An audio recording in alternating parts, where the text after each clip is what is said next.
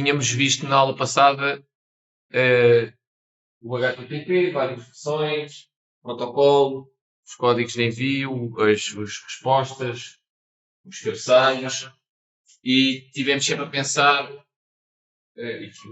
na utilização primeira do HTTP, que era fazer um pedido, receber um fecheiro estático, um HTML, com um CSS e eventualmente com algum JavaScript, para não entrarmos ainda muito por aí. O que é que faltava vermos?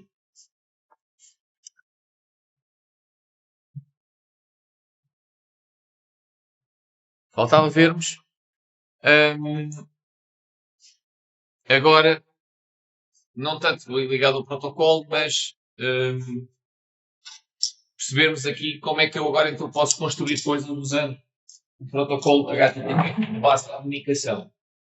Nomeadamente, como funciona hoje muitas das coisas da internet atual, não é? Que nós chamamos de internet 2.0, começa ali nos meados dos anos 2000, com o Google Maps e o YouTube e o aparecimento das primeiras redes sociais, que tinham como característica o quê? Eu, quando vou àquele site, não vejo sempre a mesma página, né? Cada um vê a sua página. Portanto, aquela página é criada quando eu vou ao servidor HTTP. Portanto, eu faço um pedido, faço um get com um determinado endereço, com um determinado URL, e depois o que me aparece no meu browser não era igual ao que aparece no browser da outra pessoa. Ok? Portanto, nós chamamos a isso o quê? Páginas dinâmicas, ou, hoje em dia, já nem são só páginas dinâmicas, já o que nós chamamos também web apps, não é? Que são aplicações que estão a ser executadas no browser, ou às vezes não é no browser, aquilo instala um íconezinho, mas na prática está a usar o browser, só vai tirar o framing e os menus do browser e deixa só o que tem a ver com a web app. Por exemplo, no Ubuntu isso é comum, qualquer site que vocês vão no Chrome, vocês podem fazer instalar a app, ficam como se fosse uma app, mas na verdade ainda está a usar o engine do Google Chrome. Está a executar sempre o Google Chrome lá por baixo. Ok? Portanto, uma web app não é mais do que uma página dinâmica que já faz uma funcionalidade qualquer, ou seja, não é só simplesmente eu estar a ver um HTML diferente, mas eu posso interagir com aquilo faz uma determinada funcionalidade. Okay? Portanto, o que é uma página dinâmica? Portanto, quando eu vou ao servidor HTTP, o que vai acontecer é que, em vez de ele dar um fecheiro HTML que dá a toda a gente igual, como por exemplo na página aqui da cadeira, ele vai, de acordo com alguma informação que recebe no pedido, executar alguma coisa, fazer um HTML que é só para mim, ou enviar uma informação apenas, de uma operação que fez, e ser o browser que está a gerar todo o HTML. Também vamos ter essa visão. Que é o que temos aqui nesta figura. Portanto, o que é que pode acontecer? Eu vou passar a fazer um pedido e agora eu posso ou ter aqui qualquer coisa que, utilizando eventualmente dados de uma base de dados e de outras coisas, me vai gerar uma página e eu vejo a página e depois aqui eu faço mais qualquer coisa. Mesma coisa, isto vem outra vez aqui, faz o que tem a fazer e gera-me aqui o HTML que eu quero ver aqui. Okay? E aqui eu tenho dinamismo a ser feito do lado do servidor. Certo? Portanto, o servidor está a gerar uma página HTML específica para mim. Faz o que tem lá a fazer, vai a uma base de dados, vai buscar a informação, identifica-me de alguma forma, através do Passar Authorization, por exemplo, ou um cookie, sabe que sou eu, vai à base de dados, vê coisas sobre mim, vai buscar as notícias que me interessam a mim, vai buscar as coisas que têm a ver com as páginas que eu sigo, se for numa rede social, vai gerar um HTML e vai me enviar isso. Temos isto, mas isto não temos apenas do lado do servidor. Portanto, isto que eu estou aqui a descrever seria completamente do lado do servidor. O que é que nós temos normalmente? Isto que é enviado aqui, que é gerado por este programa que corre do lado do servidor, nem sempre, não é, na maior parte das vezes, só HTML e CSS estático. E figuras e vídeos.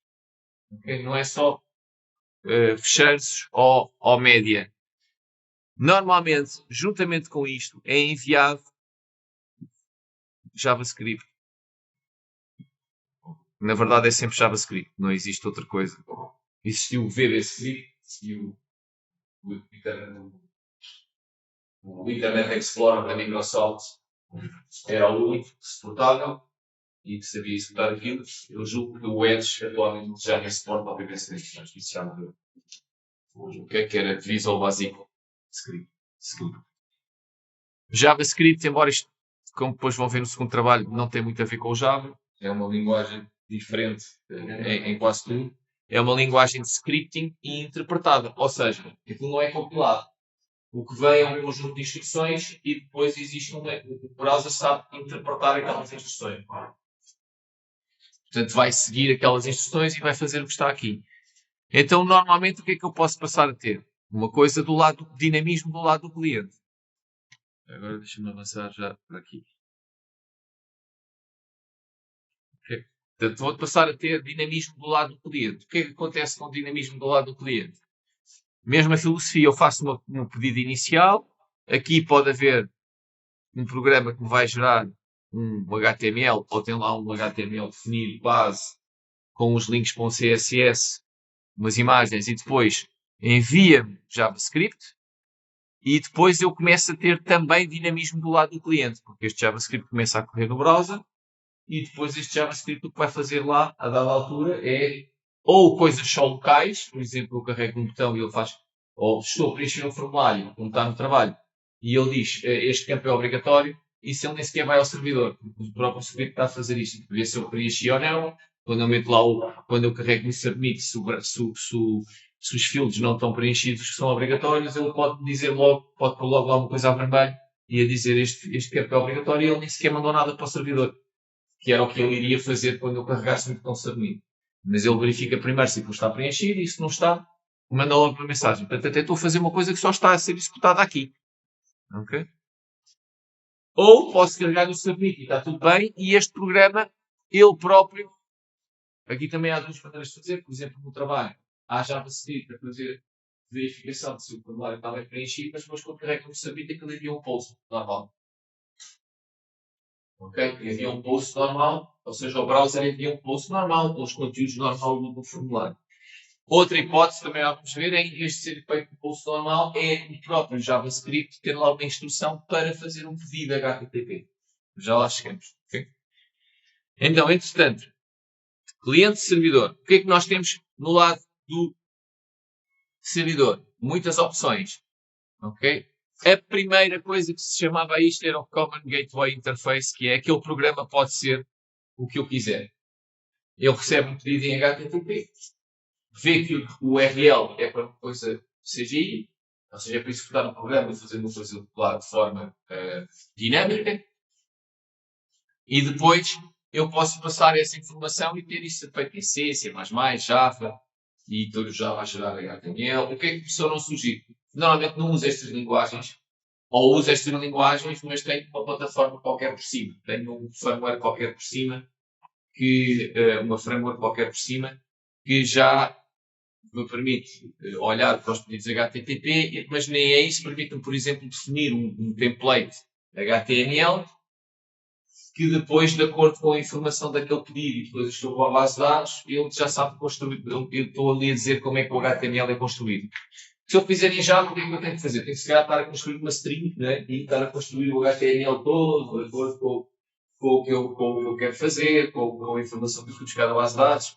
Posso fazer ali uma função em que estou a construir uma string enorme que é o HTML, por exemplo. Depois de repente envio o HTML. Ou abrir o fecheiro e começar a construir o fecheiro HTML e depois no fim enviar o fecheiro. O que começou a aparecer é linguagens onde eu posso, um bom exemplo é este PHP, que ainda é usado em algumas coisas, que basicamente o que acontece é que isto permite-me ter assim estes fecheiros que parecem HTML, mas que têm algumas instruções aqui no meio, estão a ver? Por exemplo, este vai simplesmente escrever aqui o que foi recebido no cabeçalho user agent do pedido HTTP. Okay? Portanto, é uma coisa muito simples e o que ia acontecer é que quando eu faço isto com o Edge, o que me vai aparecer é isto é o que eu sei sobre ti, this is what I know about you, e depois vai aparecer o que vinha no cabeçalho user agent, que é lá a versão toda do browser que a pessoa usou. Vai ser diferente para cada pessoa. E, portanto, o PHP, estão a ver, tem uma tag especial aqui e depois permite pôr aqui código sem eu estar a fazer, por exemplo, um programa em Java que fazia a mesma coisa, que era eu recebia o pedido, como por exemplo vocês estão a fazer, tinha lá uma classe para apresentar o pedido, depois liam os cabeçalhos, estão a fazer o trabalho, estão a fazer tudo a partir do socket. E depois vem, eu tenho o cabeçalho user agent, então agora vou criar aqui este HTML, também era fácil de criar, era só ou fazer logo diretamente com o output stream do socket e enviar isto até assim em texto, depois do 200 OK dos cabeçalhos, pôr um content type text HTML, pôr um content length com o tamanho disto, criar uma string com isto e enviar isto. Mas ia aparecer a mesma coisa. O PHP está feito para depois fazer coisas mais complexas e já ter esta linguagem aqui para fazer isto. E depois existem outras coisas, existe o Ruby, por exemplo. Depois existe uma coisa que é o Ruby on Rails, que é uma framework que trabalha do lado do servidor e serve para fazer dinamismo do lado do servidor. Normalmente, essas coisas implicam o quê? Ter uns fecheiros especiais que nós chamamos de templates, que definem a base do HTML, né? Que é igual para toda a gente, e depois define lá no meio tem pequenas coisinhas de código, que é dizer como é que aquilo vai ser gerado, como é que aquilo vai ser feito depois de acordo com uma lógica.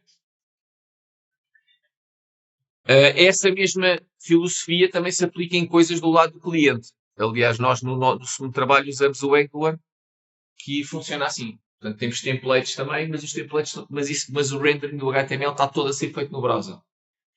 Okay? No Ruby on Rails é a filosofia ao contrário. O rendering do HTML está a ser feito no lado do servidor.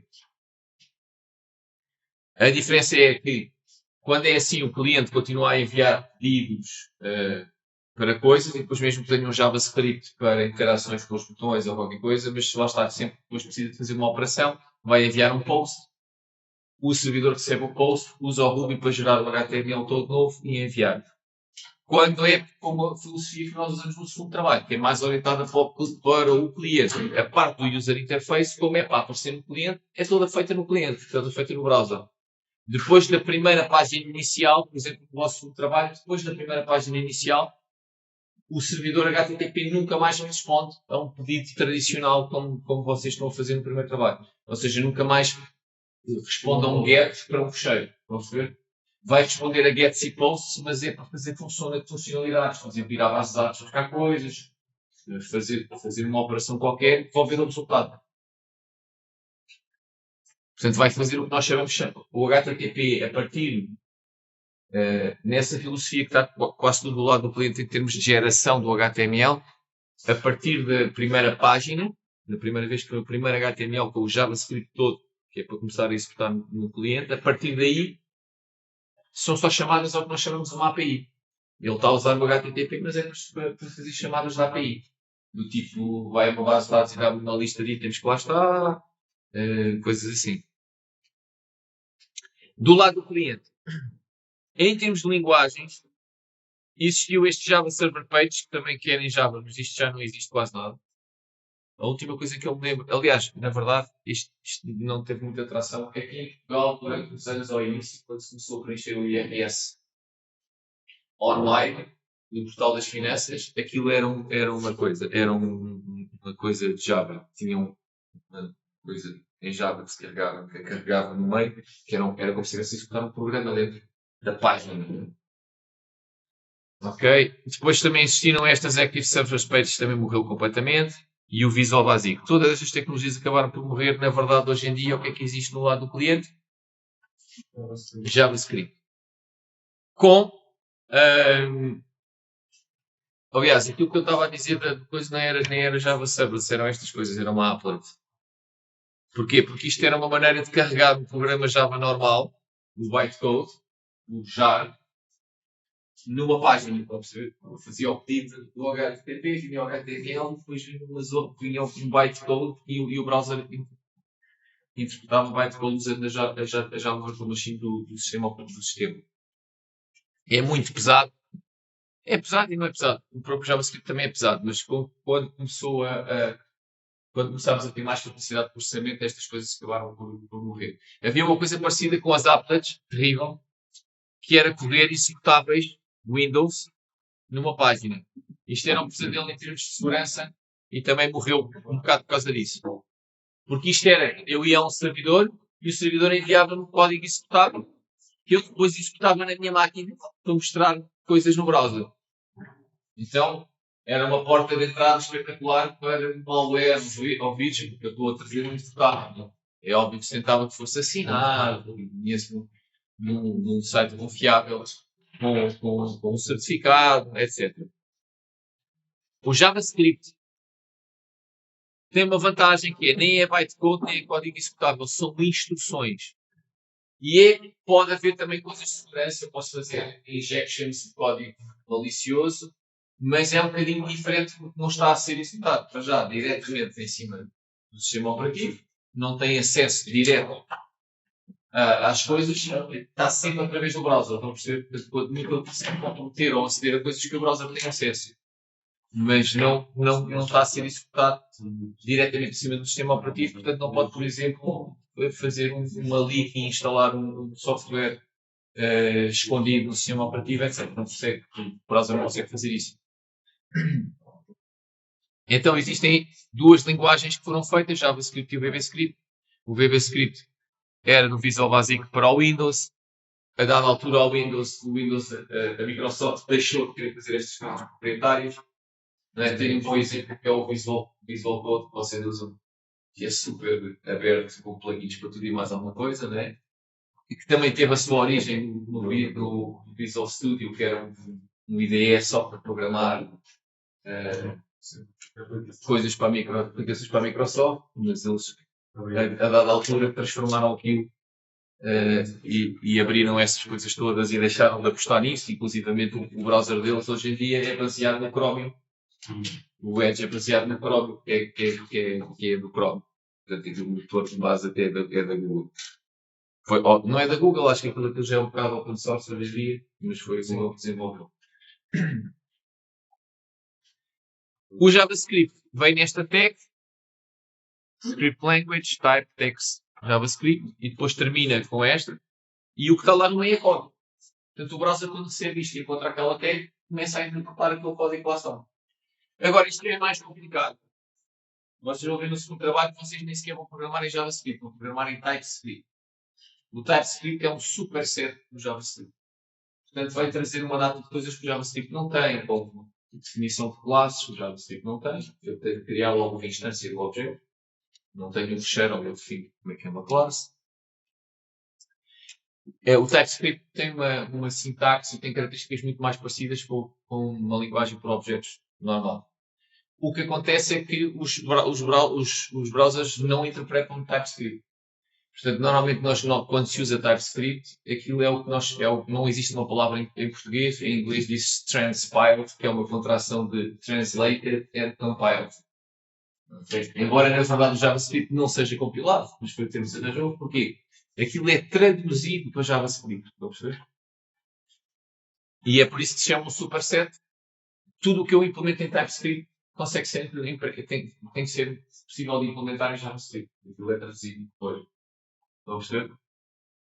O que é que vai acontecer? Muitas vezes, quando se usa hoje em dia TypeScript, quando vocês vão ver o JavaScript que o browser está a receber, aquilo para um humano é quase inteligível. Portanto, vocês olham para as instruções e aquilo parecem coisas completamente distintas, porque foi a maneira como ele traduziu o script para outra coisa, e às vezes até é de propósito por questões de segurança também.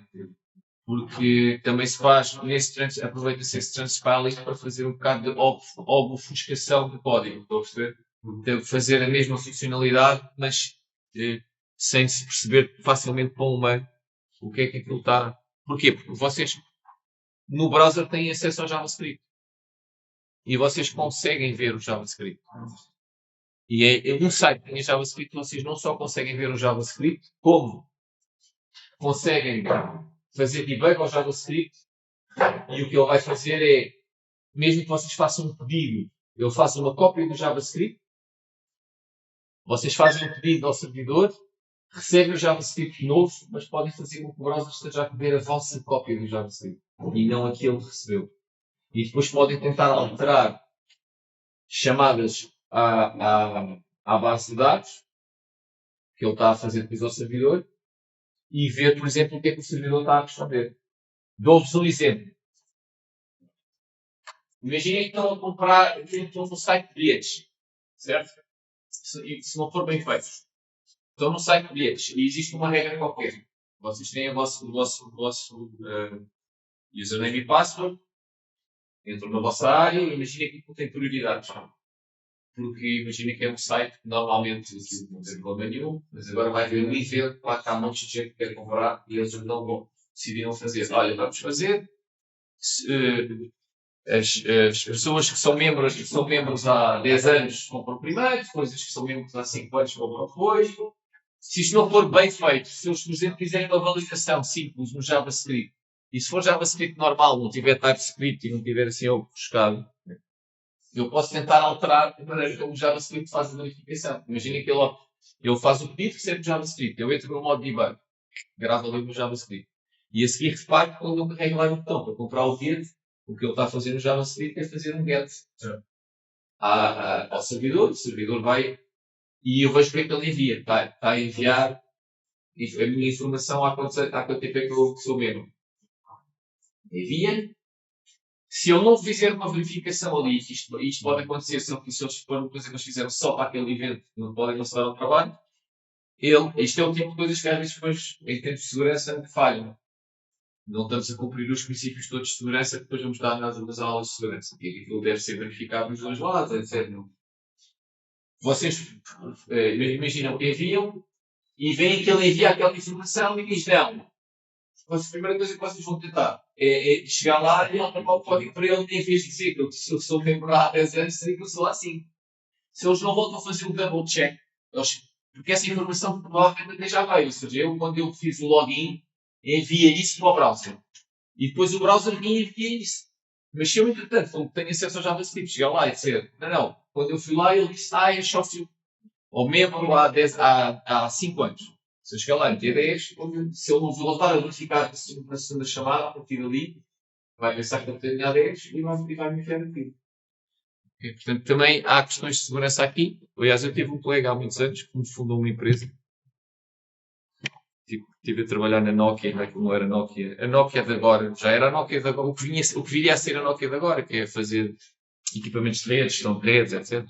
Tinha lá um colega que depois, quando saiu, montou uma empresa que tem até hoje, que o primeiro produto que fez era uma coisa chamava-se JScrambler, que era para fazer scrambling do JavaScript nas páginas, para não haver essa coisa. Além do que eu posso roubar código de JavaScript, hoje em dia também já não tem tanto valor, porque com os LLMs, construir o código já não é tão problemático. Pronto, isto já falámos disto nas várias conversas. Aqui só um exemplo entre ser cliente do lado, ser feito o dinamismo mais do lado do cliente ou mais do lado do servidor. Temos aqui o exemplo do PHP. Isto vai dar exatamente o mesmo resultado. Ou seja, isto tem uma forma em que a pessoa põe o nome e a idade, e depois ele diz quanto é que idade é que tens no ano, que é só se mais ou menos. Do lado esquerdo, aqui, temos isto que é, vem um pedido, eu envio um pedido normal, um get, para um URL que é /age, por exemplo, pode ser HTML, interessa um bocado, porque o browser, quando é assim, quando não é um fecheiro, ele olha para isto e não quer dizer que aquilo seja um fecheiro, estão a perceber? Ele vai ver que é um get, vai olhar para o URL e diz, olha, quando o URL é /age.html, o que é que eu tenho que fazer? Tenho que ir executar este PHP. Vou executar o PHP e o que ele vai fazer vai criar aqui a form, que tem um action, sendo que a action aqui é executar este action, é fazer um PHP, pronto. Então ele vai enviar este primeiro HTML para lá. Okay? Aliás, este getAge, isto vai mesmo receber um HTML, que é este que está aqui. Portanto, isto vai receber mesmo aqui, imaginem que é o age HTML, que é este fecheiro que está aqui, esta parte de cima.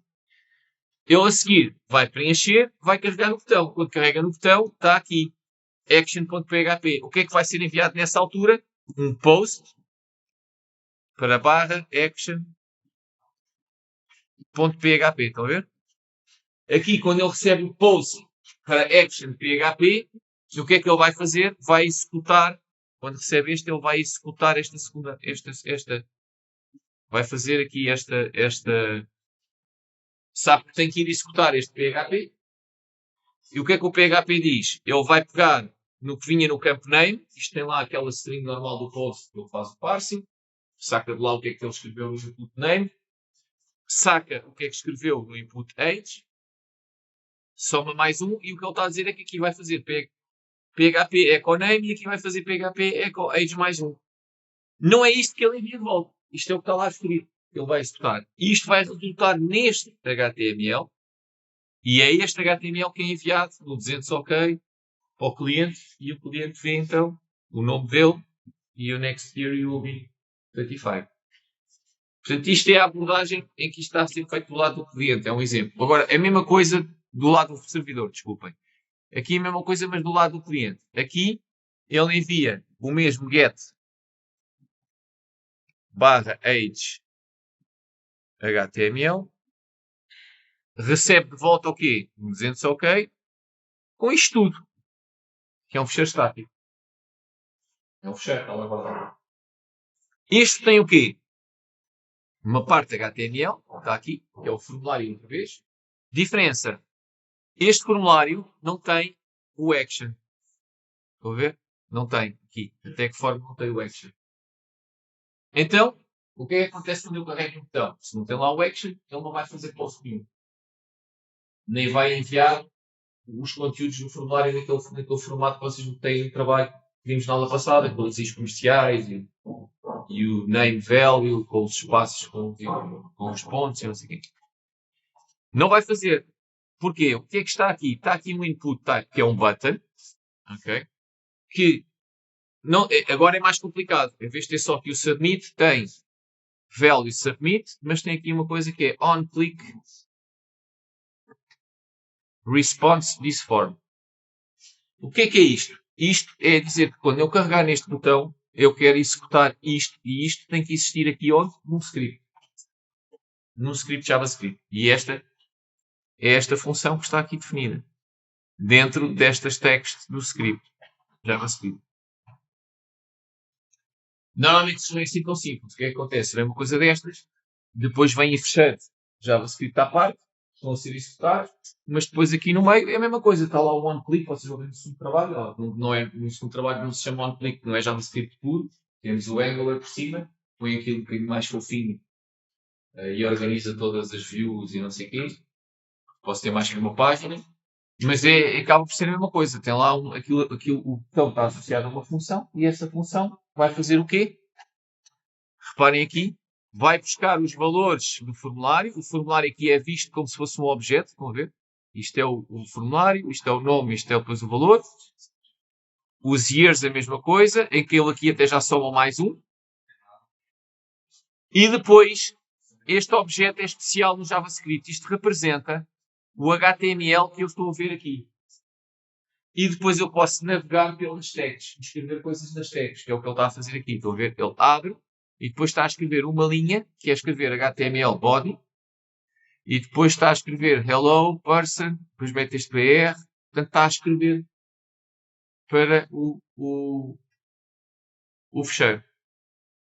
E depois está a fechá-lo, mas está a gerá-lo aqui. Isto está a ser feito no browser. O browser que está a gerar este HTML, escrevendo isto, e está a fazer logo. Aqui não há comunicação com o servidor. Estão a ver? Ele recebeu isto e fez logo a conta. Porque ele aqui consegue fazer logo a conta.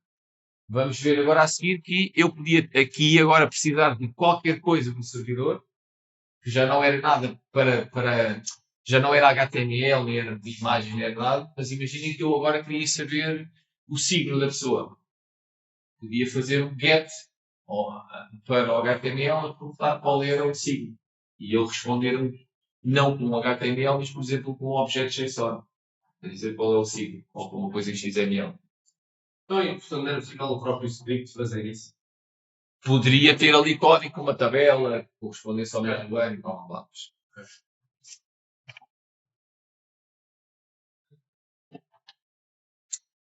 esta última parte, que era dentro agora do JavaScript, eu poder passar a fazer gets, porque até agora, mesmo neste exemplo, tudo o que era gets e posts, tudo o que era pedidos HTTP era o browser que fazia. Fazia porque eu tinha lá o link. Portanto, no caso como todo, né? Fazia, tinha um link. No caso, ali ao post, ali ao PHP, fazia o HTML que era para mim e enviava. No JavaScript, eu fazia o get, recebia o JavaScript e depois não havia mais interações HTTP.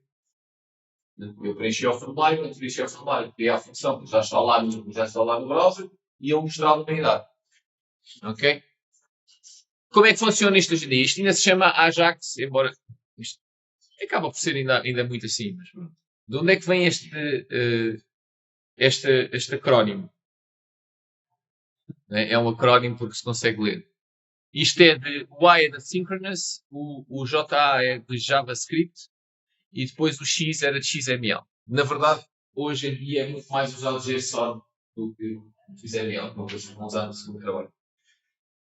Qual é que era o papel de cada uma daquelas coisas? O JavaScript já vimos. Né? Eu faço um pedido, vem JavaScript e começo a executar coisas do cliente. O Asynchronous vem de onde? É agora, esse código JavaScript pode começar a mandar pedidos HTTP para o servidor.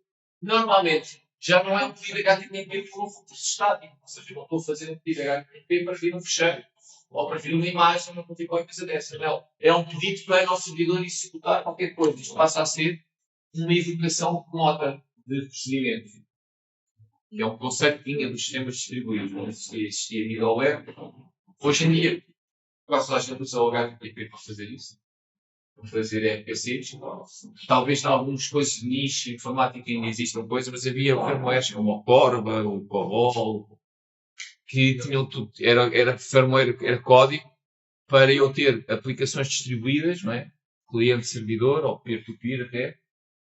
E poder, então, numas máquinas fazer invocação de métodos que estão a correr em objetos que estão a ser executados noutras máquinas.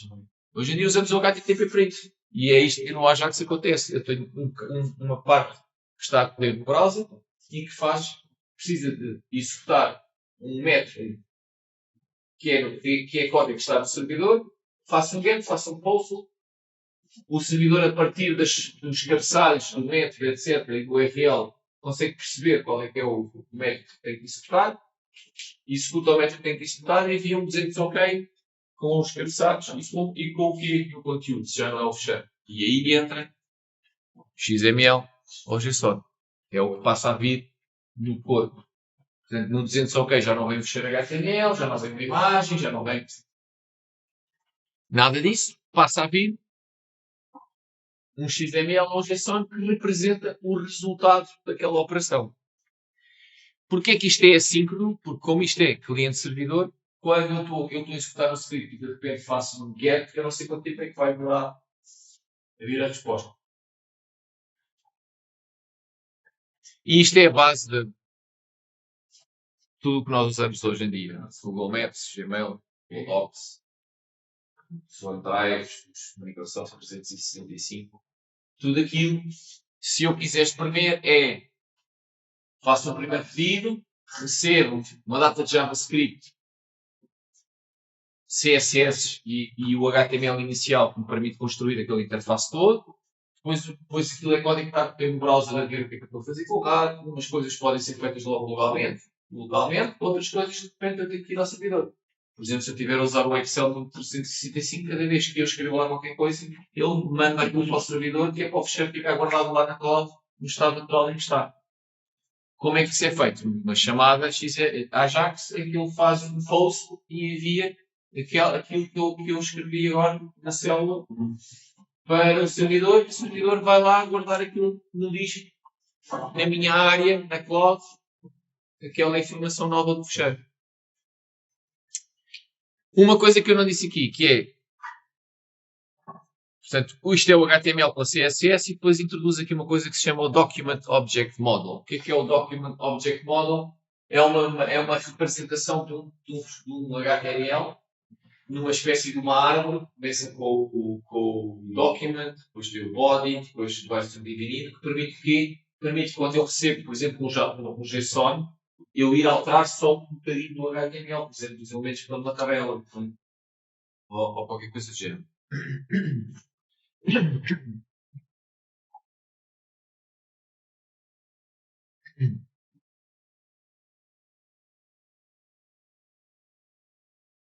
Ok? O DOM é isto que estão a ver aqui. Isto é uma representação hierárquica. Não é? Começa com o body, depois, por exemplo, tem uma form. O form depois tem inputs. Depois o input tem o parágrafo, que é onde está escrito isto. Depois está associado a outro input. Estão a ver? Isto é uma representação que depois me permite, se eu quiser mudar só o valor deste input, eu ir lá e mudar só o valor deste input. Rapidamente. Com aquela estrutura do document.form, não sei o quê, e input fica representado como se fosse um objeto. Se um trabalho de frameworks tiram partido disto e dão-nos isto já com umas classes que estão lá definidas, em que vocês, quando querem receber uma coisa daquelas, sabem a forma, por exemplo, está representada como um objeto, e vocês é só fazerem form, ou o nome que deram à form, ponto, e o nome que deram ao determinado input, e depois sacam lá o valor ou vendem lá o valor. Tabelas igual, têm uma linha e depois conseguem lá meter a linha, o que é que tem. Ou até conseguem, por exemplo, fazer um get ao servidor, o servidor responder com um vetor e vocês meterem os elementos todos do vetor na tabela, automaticamente. E aquilo aparece logo lá, todos os elementos novos que vieram do vetor neste novo get.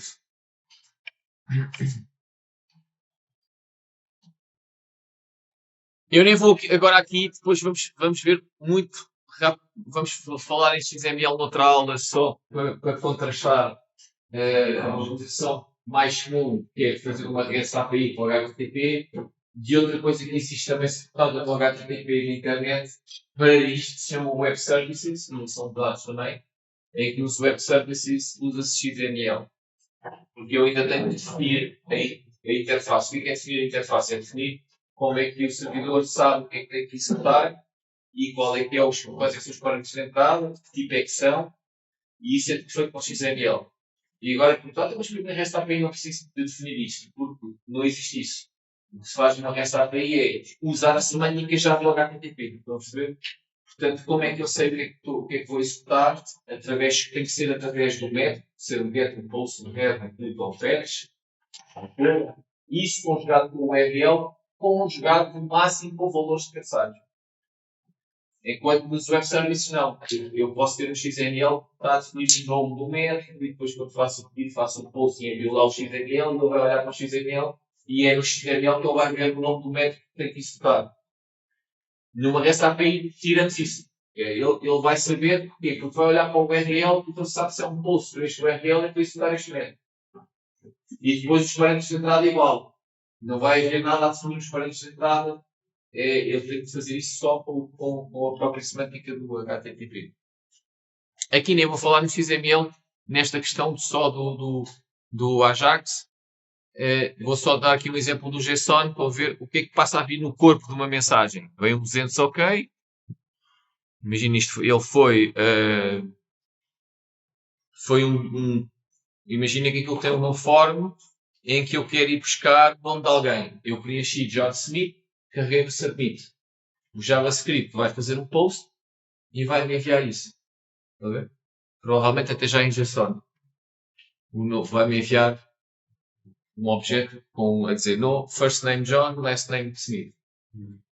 Eu recebo isso no servidor HTTP, vou à base de dados. Vou à base de dados, saco o resto da informação e a seguir respondo com 200 OK. Content type. Há um content type para isto. Acho que é text, se eu não me engano, acho que é text JSON. Acho que é assim. Não sei se é text, por acaso. Mas esse aqui é qualquer coisa barra JSON. Não sei se não é object barra JSON. Mas há um content type para JSON. Content length pode trazer, linha em branco, e depois vem isto exatamente como está aqui. Porque se isto for, eu acho que até pode ser text JSON, até vem mesmo assim em texto. Com as chavetas. Isto é o quê? Isto é código JavaScript. Isto é exatamente código JavaScript. Se eu quisesse criar um objeto em JavaScript, podia fazer isto. Lá está, o JavaScript não tem uma definição de classe. Ou seja, eu não faço um fecheiro a dizer o que é uma classe, como no Java, e depois de repente vou então criar uma variável e chamar um view para construir. Não, se eu quiser criar um objeto, eu iria fazer logo a variável xpto igual e depois podia pôr este código.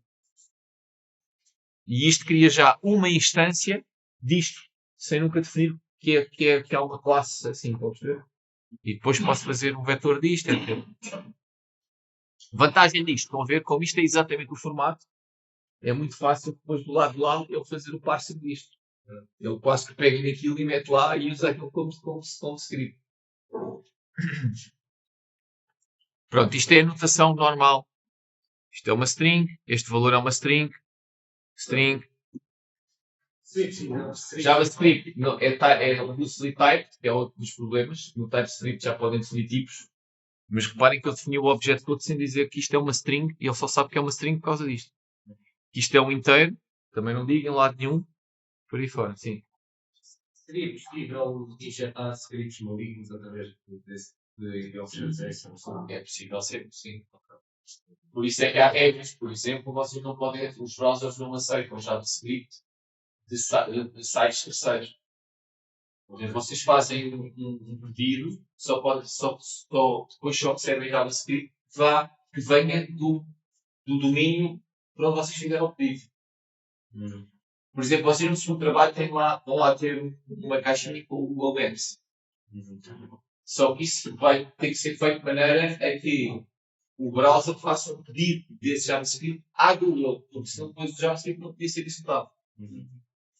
Se fosse direto, ele fazia o pedido ao vosso servidor e o vosso servidor dava-lhe o JavaScript da Google, não executava. Porque aquilo vinha de um sítio que não era o domínio que ele tinha feito pedido. Mas veio um pedido do servidor. Sim, mas o que tu fazes é que tu envias ele envia um pedido ao meu servidor, o servidor que envia um link da Google para depois ele fazer um pedido à Google para depois poder executar o código já no escrito. Então não podia fazer esse pedido à Google, o pedido que o cliente quer. Então sabe que é preciso ir à Google. Não sabe, só sabe que não sai fazer Google quando ele dá o link. Isso até tem um nome, chama-se Cross Injection Script. Então não seria possível eu enviar um jeito de informação ao servidor e lá dentro ir um tipo de script ou alguma coisa assim, sei lá, para tentar. Aquilo tem um passo sempre. Se aquilo não der para fazer um objeto, se quiseres aqui meter métodos. Mas se eu meter, por exemplo, first name e depois meter aí sei lá, um script em baixo qualquer para tentar ter acesso a tudo. Isso podes fazer sempre. Estás a pedir o script do servidor. Vais àquele servidor, estás a aceitar o que é que o servidor vai fazer. Vantagem de ser um script no browser é que ele só consegue mexer no browser. O browser está interessado naquilo. Ele não tem acesso, por exemplo, não tem acesso ao teu disco. A não ser que tenha lá uma funcionalidade, depois tu vais abrir uma coisa no teu disco. Ele tem acesso ao teu disco, por exemplo, no Google Drive, quando vais lá e carregas no mais, ele depois abre tudo no teu disco, mas tu sabes que estás a fazer isso. Mas isso é o que importa para lá. Isso és tu que estás a carregar para abrir uma funcionalidade que vai ao teu disco. Ele, por opção, vai estar a fazer dentro do browser, não vai aceder ao teu disco. Vai aceder a coisas do servidor. Se tu reparares nessas aplicações, tu só, em situações específicas, como se quiseres fazer o download, carregar no botão para fazer o download para o teu disco, ou é que estás a mexer com o disco, senão tu estás sempre a trabalhar no browser e no servidor. Estás a andar coisas para o servidor. Portanto, tem essa vantagem que está dentro fica sempre contido dentro do machine, mas podes correr código malicioso no browser. E podes tentar sacar coisas do browser, tokens e etc. que tens para ali. Mas isso é como qualquer outro. É o mesmo problema que tens com qualquer software que instales. Nunca sabes. O software pode ter sempre código malicioso lá dentro. Quando vais a um site é a mesma coisa. Estás a executar uma web app, estás a ter aquela aplicação. Tens que confiar no developer. E depois existem, além de confiar no developer, é o jogo do gato e do rato que temos sempre, que existem as bases de dados, existem as empresas que monitorizam malware e tentam detectar, e as próprias empresas dos browsers, etc.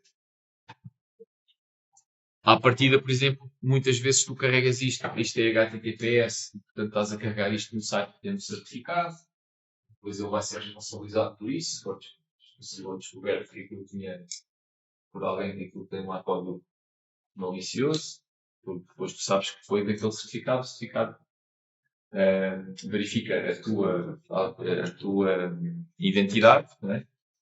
E portanto são os mecanismos que vão havendo. Mas sim, claro que isso em princípio poderia haver e é por isso que tem que haver, tem que também ser bem feito. Por exemplo, estávamos a dar aquele exemplo dos bilhetes, que também é dos dois lados, né? E o próprio site também tem que verificar se as chamadas, ou verificar outra vez no servidor, se o valor que vem nas chamadas corresponde ao que eu enviei primeiro para lá, ou se o utilizador já alguém tentou alterar aquilo.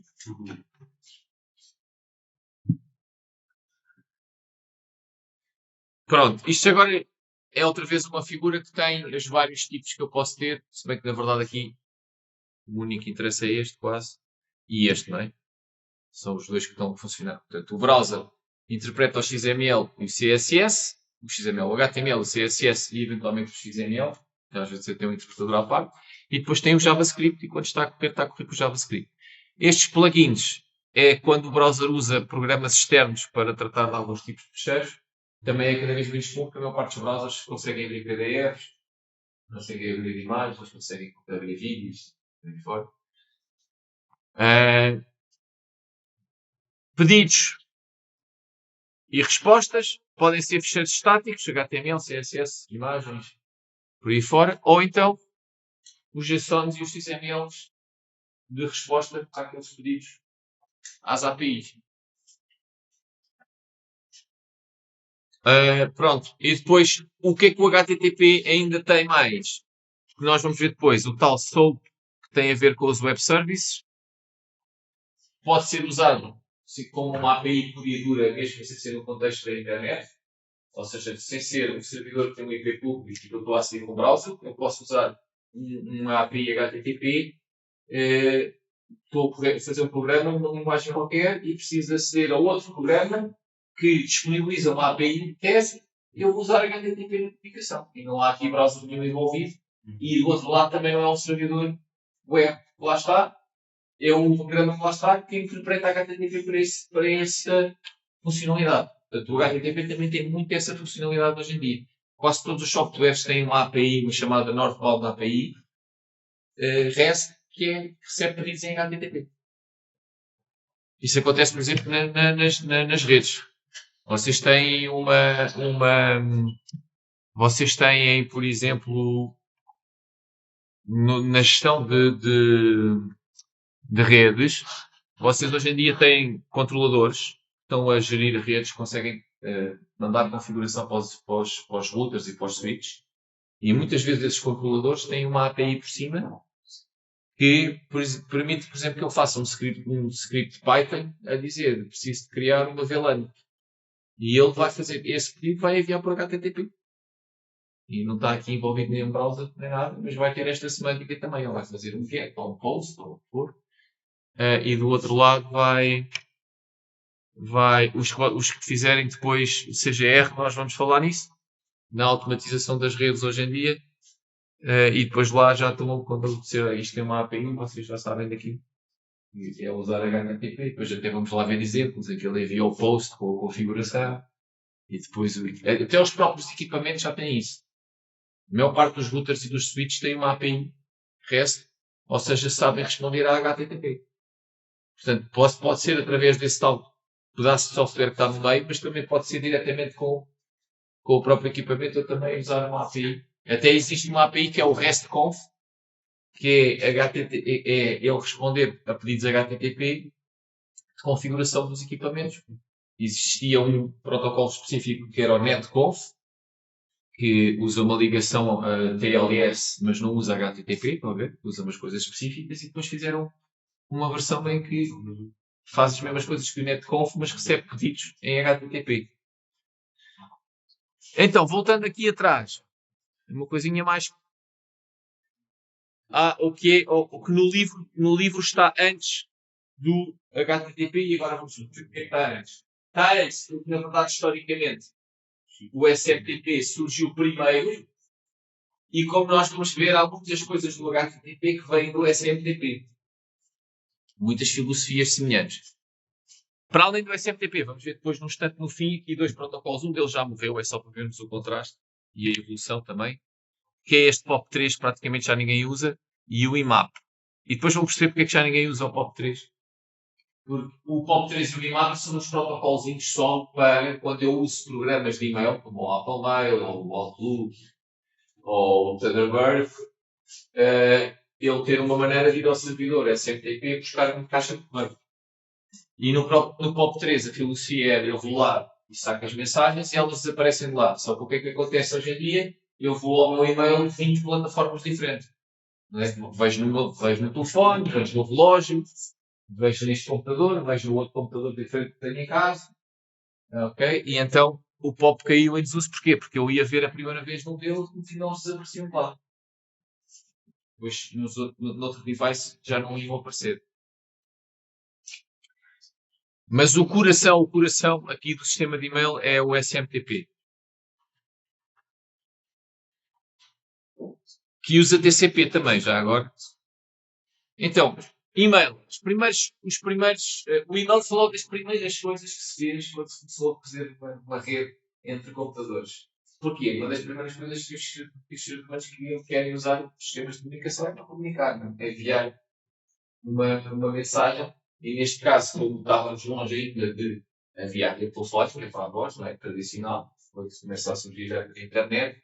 E a internet era para passar dados, mas começou logo a aparecer esta ideia então, de escrever mensagens e enviar mensagens de um lado para o outro.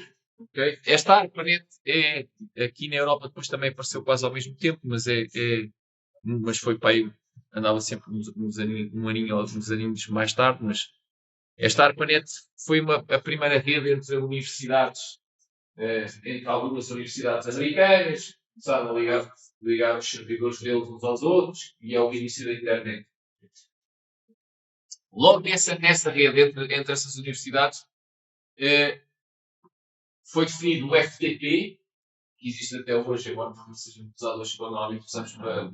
Normalmente nós para fazermos downloads usamos o HTTP, acaba por ser HTTP, temos ok, que é um fecheiro application of text stream, e aquilo depois traz um conteúdo fecheiro. Né?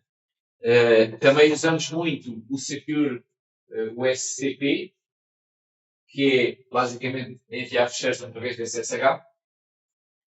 E o FTP caiu um bocado em desuso. O FTP é o mais antigo, também vamos ver aqui só mesmo assim um bocadinho só por curiosidade. O FTP então é mesmo ainda anterior até ao e-mail, foi logo das primeiras coisas, que é para já uma maneira de enviar fecheiro. Portanto, vamos então fazer uma ligação TCP e enviar um fecheiro através de uma ligação TCP, que é basicamente o que o FTP faz.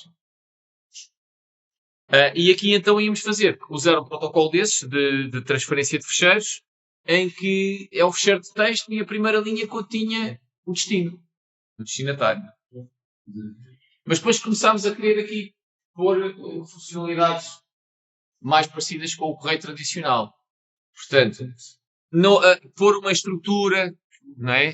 Que não seja só uma linha que diz para quem é que é, né? Para poder haver quase como há nas cartas físicas um envelope, não é? Que identificar que precisa de uma mensagem para tal pessoa, que vai de tal pessoa. Para ali alguma estrutura, saber se a mensagem chegou ou não. Se for uma transferência de fecheiro, se o outro não responder, eu não sei se chegou ou não chegou. E depois não haver uma interface só para isso. E depois, mais para a frente, começar a não só enviar textos, mas poder enviar figuras, desenhos, documentos anexados. Começaram então a ser definidos standards para isto. Aparece ainda no contexto inicial da internet o que sobreviveu até hoje, o SMTP, com estes dois RFCs, já vamos ver. O SMTP já vem desde a ARPANET. E é o que é usado até hoje. E com poucas diferenças. Houve umas extensões só para a ligação em vez de TCP passar a ser TLS, para se poder enviar coisas em binário, pós attachments, e pouco mais. Depois surge aqui uma que provavelmente até estará mais bem estruturada, mas isto é a história da internet e de outras coisas, que era o X400, e este Motis, que na verdade são a mesma coisa, porque no início da internet houve muito esta coisa que era, as coisas começavam a ser feitas, depois foi o ITU, que era o Instituto de Standards da Rede Telefónica, que é o Guia de Comunicações, e tentava fazia uma coisa do género. Quase todos os standards que a ITU fez morreram, à exceção de um, que é usado até hoje nos certificados, estás a falar dele quando for na segurança, que é o X500. Todos eles começavam por X, muitos deles foram por X. O único que sobreviveu até hoje é o X500, que é usado no formato dos certificados de segurança. Aqui ficou o SMTP. Isto não quer dizer que estes fossem piores ou melhores, isto é a história, vocês também já não são dessa geração, mas há uma coisa, um exemplo anedótico que se usa, que é o VHS e o Beta, e o Betamax, que o Betamax tem uma qualidade de imagem. Eram dois formatos de vídeo em cassete, em fita magnética ainda, antes de aparecer o DVD. E isso é muito utilizado na tecnologia como exemplo anedótico. Toda a gente considera, depois da história ter passado, que o Betamax era tecnologicamente superior, as cassetes eram mais pequenas, eram mais baratas de publicar, permitia maior qualidade de imagem, mas morreu completamente. Porquê? Porque chegou tarde e na altura as pessoas já estavam. O VHS já se tinha conseguido bem implantar, e as pessoas foram todas para ali, toda a gente tinha um risco de VHS, os clubes de vídeo começaram a aparecer com cassetes VHS, e aquilo não foi. E isto aqui é um bocado igual. Quando os outros tentaram fazer standard, já toda a gente andava a usar o SMTP, depois como são sistemas distribuídos ou coisas que ganham para a ação, a coisa morre, não é? Isto acontece com tudo. Vai acontecer aqui também agora com os LLMs. Nós ainda estamos na fase dos milhares de ferramentas, como cogumelos, e depois das duas uma, ou vai para um ponto em que toda a gente aprende a fazer os seus próprios quase agentes customizados, com coisas open source e tal, e fica muito open. Ou acontece, que é o mais provável, como tem acontecido com outras coisas, em que ao final, alguns anos, toda a gente está a usar o módulo 1 ou 2 e eles passam a ser como aconteceu com outras coisas, né? Como aconteceu com os motores de busca, né? Ao início havia um 4 ou 5, não sei o quê, depois o Google, e agora continua assim, mas o Google acaba por ser toda a gente. Estas coisas são sempre assim. Então, como é que isto funciona? Eu tenho esta parte aqui que hoje em dia, com as web apps, pode pertencer à mesma infraestrutura de onde está mesmo o servidor, ou de onde está aqui este MTA. Este MTA e este MTA são o quê? São o que nós chamamos de os servidores SMTP. Okay? E, portanto, eles comunicam entre eles para enviar os e-mails. Mas este Message Transfer Engine, por exemplo, nós usamos o Gmail, aqui na faculdade, os endereços da faculdade do Gmail. Quem controla aquele MTA é a Google. É o servidor SMTP da Google. Está aí um servidor qualquer da Google. Pronto. E agora, eu posso ter esta parte aqui ou não.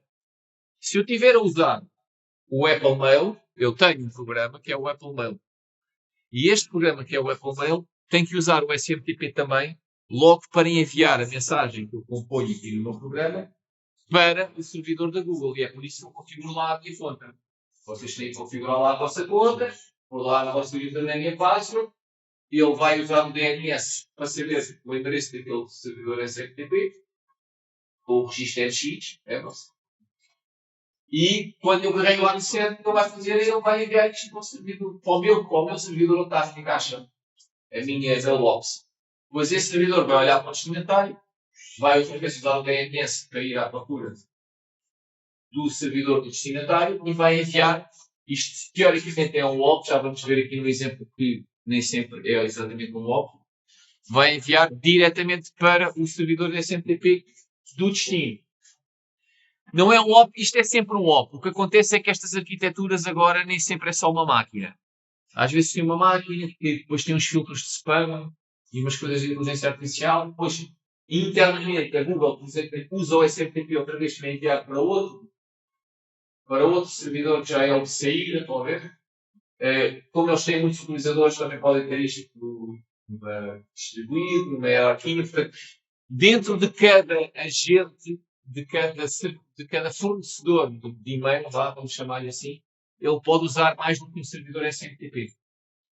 Mas depois de sair daquele fornecedor, vai diretamente para o fornecedor do destino, que depois também pode ter mais que uma máquina, que pode passar pelo primeiro que faz uma filtragem, tenta ver se tem malware ou se tem spam ou não sei o que, depois é que envia para onde estão as mailboxes. Se eu tiver a usar webmail, o que é que acontece aqui? Esta entidade continua a existir separada, porque normalmente o que é que acontece? O webmail é um servidor HTTP, é um servidor web, certo? Portanto, é um servidor HTTP, não é um servidor SMTP. Portanto, quando vocês estão a usar o Gmail no browser, o user agent é o browser, esta parte continua a existir, mas é lá dentro da infraestrutura deles. Não sei como é que eles fazem aquilo, mas provavelmente também existe, porque lá está. Há de ser um container, porque isto nem são servidores físicos hoje em dia, né? Há de ser um container, que é o servidor HTTP, que está a fazer a página, que está a fazer aquela coisa que eu vou ver, e depois, quando eu faço a submissão do e-mail, ele pega no servidor SMTP para enviar para outro container, que é onde está a minha mailbox, que é um servidor SMTP. E depois esse então vai enviar para o destino, onde for. Ok? O SMTP entra nas duas coisas. Entra aqui no envio, seja do servidor HTTP webmail, servidor web, seja do programa como Hotmail, para enviar para o servidor SMTP e depois para comunicar entre servidores SMTP. Estão a perceber?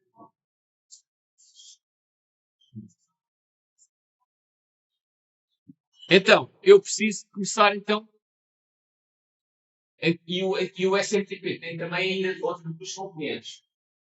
Portanto, esta parte que eu estava a falar, nós até vamos ver a seguir, que é como é que os user agents falam com os servidores SMTP e como é que eles falam entre eles. Sendo que quando eles falam entre eles, há um que é o cliente e outro que é o servidor. Porque há sempre um que está a enviar para o outro. Estão a perceber? O que está a receber nessa. Por exemplo, eu vou enviar um e-mail daqui meu e vou enviar para o Outlook. É para não ser tudo da Google, né? Se eu tiver no webmail, o meu browser está a falar com o servidor HTTP da Google, eu estou com o problema, carrego no centro, esse servidor HTTP vai falar com o servidor SMTP da Google. E aí é o servidor HTTP é o cliente, o servidor SMTP da Google é o servidor. Quando o e-mail chega a esse servidor, ele vai ver que o destino é o Outlook, tem que enviar para o Outlook.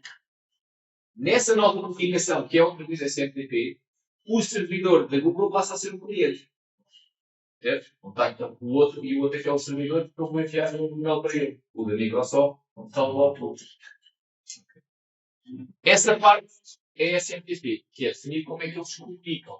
E vamos ver que é parecida com o HTTP. É ao contrário, o HTTP é que foi buscar do SMTP. Por exemplo, as respostas têm códigos, com dezenas, etc. Existe uma espécie de métodos também, com 4 letras. Não são bem métodos. Aqui não se chamam métodos. São mensagens. Que são comandos. Chamamos de comandos aqui. E essa é uma parte. E depois há outra parte que é, também pertence ao SMTP, que não existe no HTTP, que é definir o formato do próprio e-mail. Sim. Por exemplo, assim, na faculdade, qual é que é o mail server? É aqui na faculdade? Não, é da Google. Nós temos isso é o serviço do Gmail, está associado às cópias. É uma parvoíce que eu não sei porque é que eles têm isto assim, porque como nós temos também as OneDrives e a coisa com a Microsoft, até devia ser o Outlook atualmente. Não querendo eles ter, porque antigamente tinham. Foi uma coisa que não serve. Já há muito tempo que temos com o Google, mas antes havia um servidor SMTP da faculdade. E eles depois, se tudo contrataram isso, e a Google consegue fazer isso e ter os dados de domínio na mesma FCT de unidade. Mas, por exemplo, a escola do meu filho tem da Microsoft. Mas também tem lá um e-mail com não sei o que, colégio, não sei o quê. Mas, na verdade, não quero. Uma coisa pequena nem sequer tem, como é um servidor SMTP, que está a usar do Outlook. Do Outlook. Então, comunicação, já lá vamos entre eles. Outra parte que o SMTP define, formato. Como é que eu vou representar um e-mail? E então isto começou por ter esta inspiração do mail tradicional, não é? Ter um envelope e depois um header da carta e depois então os conteúdos. Ok? Então, uma primeira definição tentou manter isto. Ok? Sendo que o envelope tinha então aqui este nome, e depois podia ter aqui mais informações sobre o sender e o receiver, e depois então começava a ter aqui umas coisas como o subject, o date e não sei o quê. O que é que aconteceu? Isto logo ao início, este elementary envelope desapareceu logo neste RFC 5322. Porquê? Chegou-se à conclusão que o quê? Que o formato daquilo era tudo a mesma coisa. Eles definiram o quê? Parecido com o HTTP. Vou dar o nome. Imagina, no envelope eu tinha from, 2 pontos, que é o remetente. Certo? To, destinatário. E eu dizia, isto é um envelope. E agora preciso uma data, é o header, né? Já está dentro da carta. Muitas vezes até podia estar repetido. Porque na carta, numa carta tradicional, às vezes se fala outra vez o destinatário, né? Dear não sei das quantas. Se for formal, excelentíssimo senhor não sei das quantas. Está lá outra vez repetido o to, não é? Então, o que é que eu pensou? Isto é um bocado fácil para dizer que é o que é um envelope, o que é um header, porque o formato é tudo o mesmo. É nome, 2 pontos, valor. Então vamos ter só headers. Ok? Então, envelope info passa a estar em headers. Portanto, o que é o envelope info? Basicamente é o remetente e o sender e o subject. Mesmo o subject já é mais um header. Né? Mesmo um e-mail tradicional já seria mais um header, já não está no envelope. Né? O assunto. E, portanto, passámos a ter então o quê? Headers, uma linha em branco. Já nós lemos o HTTP, aliás, também tem headers, uma linha em branco, conteúdos. É ao contrário, o HTTP, para buscar isto aqui. O que é que não está aqui?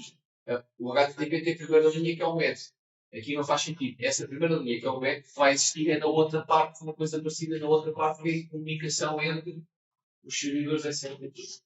Na definição do mail está só headers para baixo. Headers, linha em branco e conteúdo. Ao início, isto tinha que ser tudo ASCII. Ok? Já lá vamos. E os headers têm estes nomes e estas funcionalidades. Os mais importantes. Quase todos os mails têm. E isto é fácil para vocês perceberem porque vocês veem-nos lá, não é?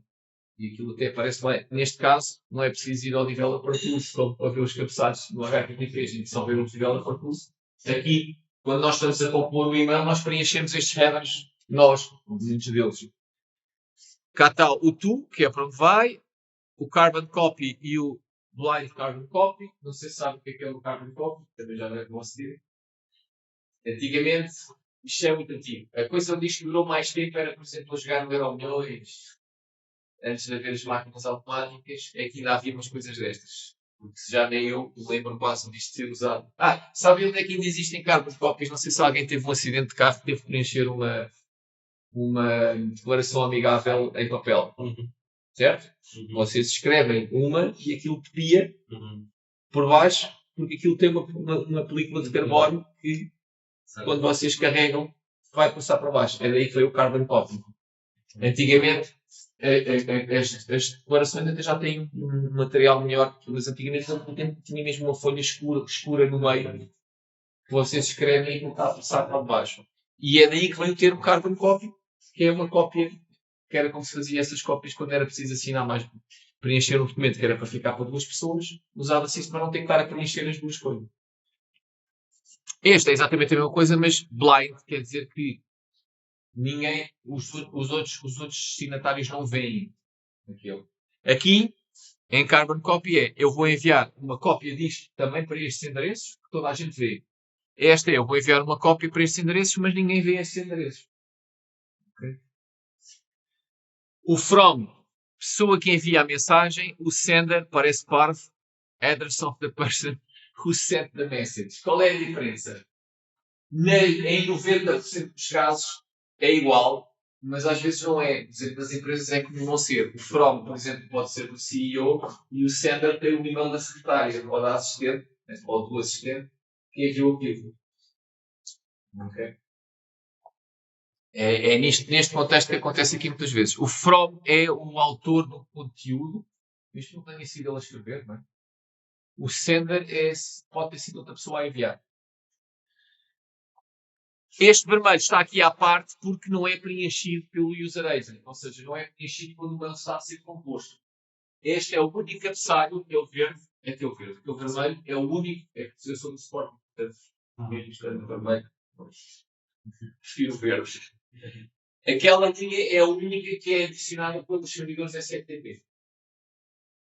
No processo de envio, estão a ver? Ou seja, cada um deles acrescenta um cabeçalho daqueles. Que é, eu quando recebo, acrescento um cabeçalho ou identificação dele. Aqui. Ok? Depois tem aqui o return path, que pode ter servidores aqui só para identificar para onde é que pode ser enviado. Não é.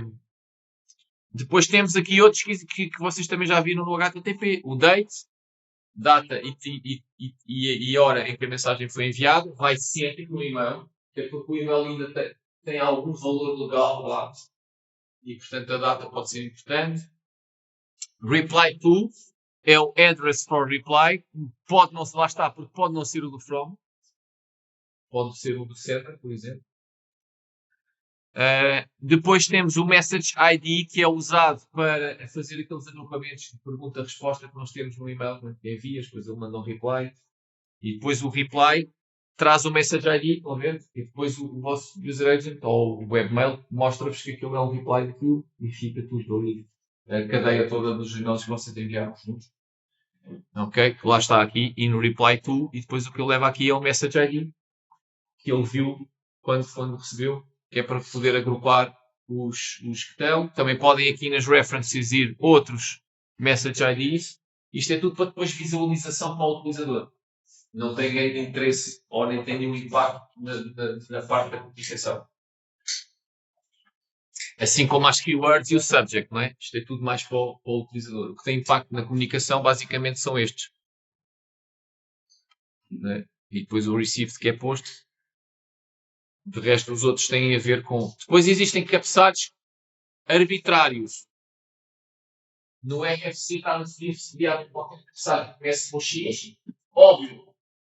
Só vai saber interpretar aquilo, normalmente, coisas da mesma empresa ou do mesmo software.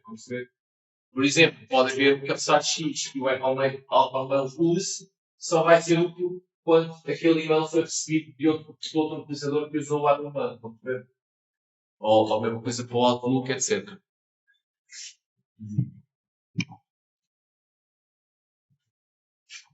Então,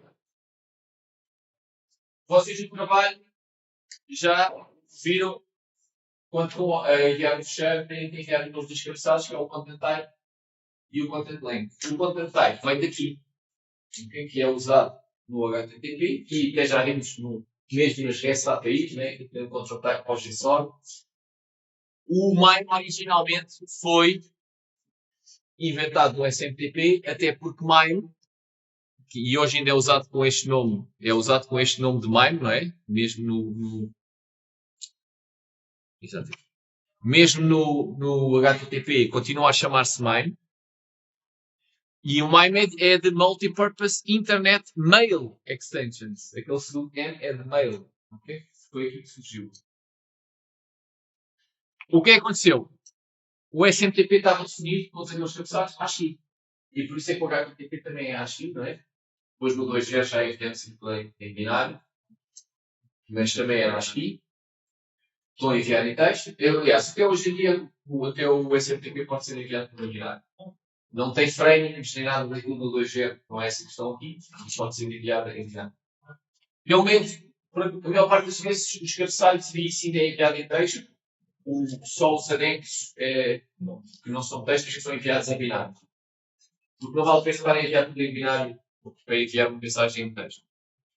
Mas se é tudo só em ASCII, que originalmente tem ASCII, começou logo a ter problemas. Primeiro com as línguas com acentos, não tem o ASCII com certo bits, não tem, não é? Os alfabetos não latinos, as línguas que não têm alfabeto, não é? Da Ásia, não sei se tem alfabeto. E a partir do momento em que eu comecei a querer mandar mensagens que não são texto. documentos, os textos, imagens, fotografias, por aí fora. Então o que é que eu vou fazer? Vou ter que criar regras para coisas que não são só texto ASCII. Okay? E dar ali alguma estrutura ao body. Portanto, o que nós vimos até agora é cabeçalhos, depois vem a linha branca, depois vem o corpo do e-mail. Falta aqui estrutura para o corpo do e-mail. Por exemplo, no attachment há uma parte que é para aparecer em texto e depois há uma parte que é para ser bytes que eu vou lá descarregar como um fecheiro. Então foram criados estes cabeçalhos para isto. MIME version, que é só para dizer a versão, e depois Content Description, Content ID, Content Transfer Encoding e o que passou também para o HTTP, sobretudo, é o Content Type. Também existe este Transfer Encoding no HTTP, mas não é tão importante. Aliás, se vocês forem ver, os browsers enviam isto a dizer quais são os encodings que recebem.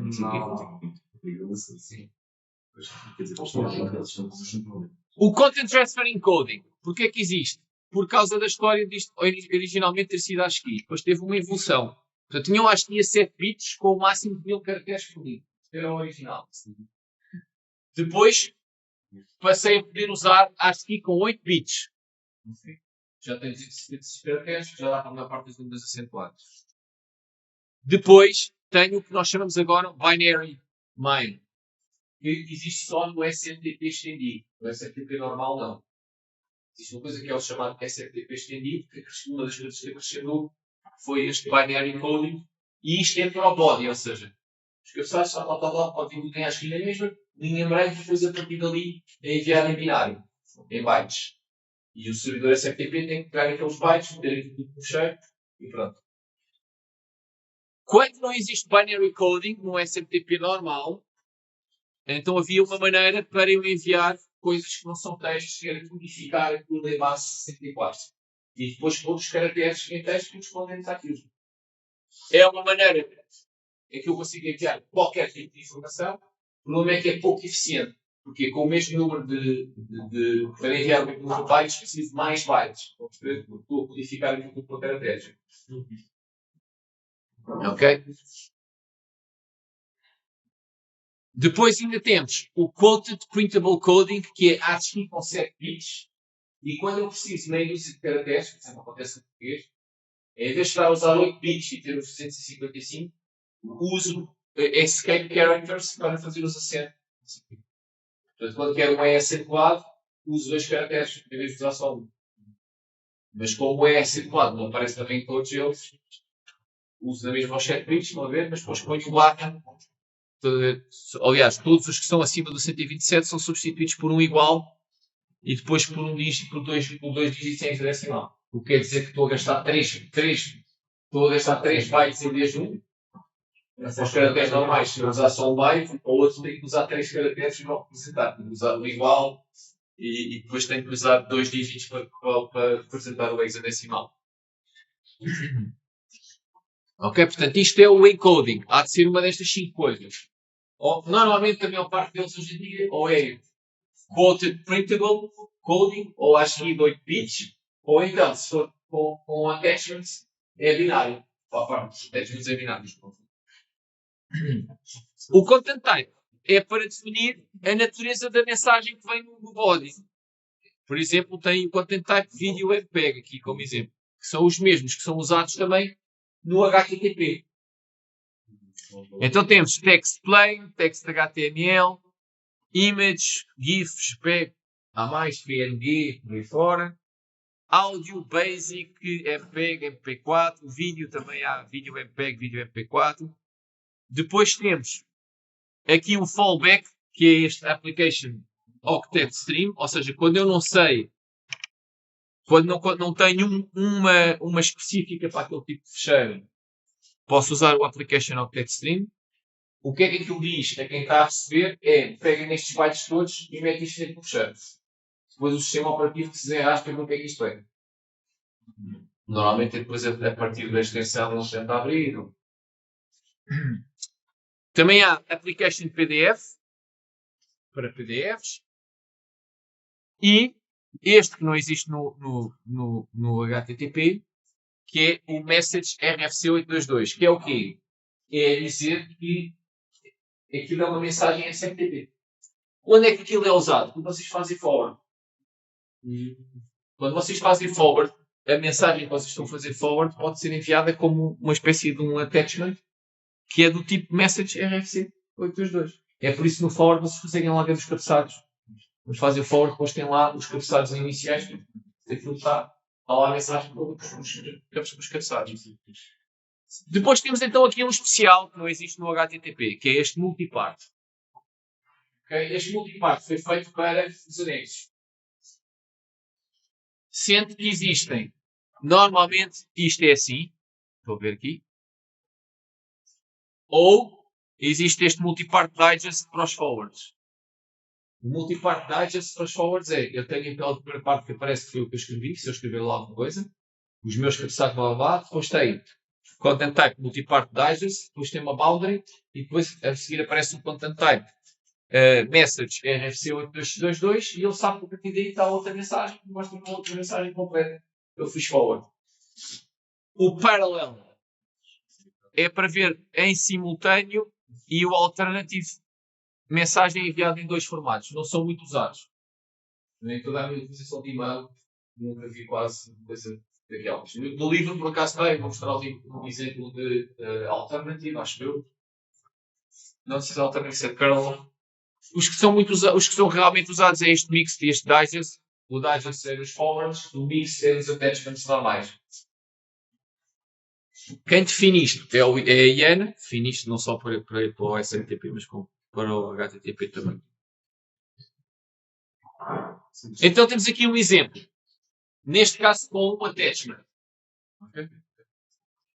Então temos aqui cabeçalho from, cabeçalho to, senderexample.com, recipientexample.com, subject example email with PDF attachment, MIME version 1.0, content type. É importante aqui que é o que está aqui importante para o exemplo, sabemos os attachments. Multipart mixed. Quando eu tenho um multipart, tenho sempre que definir a seguir um boundary e meto aqui uma string qualquer arbitrária, que é o user agent que escolhe. É só para depois o receptor saber que quando aparece isto, está ali, parou ali. Okay? É multipart, quer dizer que parou esta parte. E agora vou olhar para a outra parte. Então, comece como linha em branco, vem agora o body, certo? O body, neste caso, com o multipart mix, tem que começar logo com uma boundary string, para identificar a primeira parte. E agora isto é o email normal. Então o email normal, content type, text plain, com o char7 a ser o ASCII. O ASCII e o transfer encoding 7 bits. Okay? O ASCII normal. Hello, please find the attached PDF document, best regards, send. Terminou. Apareceu outra vez a boundary. Certo? E agora vem o attachment. Content type, application PDF. Veio o nome, que é para ele saber com que nome é que há de mostrar aquilo. Depois vai fazer o fecheiro e vai dar este nome ao fecheiro. Neste caso, não há binary. Se fosse... eu tenho aqui um exemplo com o binary. Neste caso, SMTP normal, não suporta binary. Então, como é que eu vou mandar o PDF? Base 64. Transfer encoding, base 64. Content disposition, attachment. File name é para ele saber o que é que vai guardar. Com que nome é que vai ficar guardar aquilo outra vez. E depois vem os conteúdos do PDF em base 64. E depois vai terminar com um ponto, já vamos ver. Um ponto final é como termina a comunicação entre os servidores SMTP. O outro recebe aquilo tudo e vai conseguir construir isto tudo para mostrar. Vai apanhar a boundary, vai mostrar isto no texto, depois vai transformar isto base 64 em bytes, guardar isto no fecheiro, dar-lhe este nome que eu pus aqui e mostrar isto como um attachment.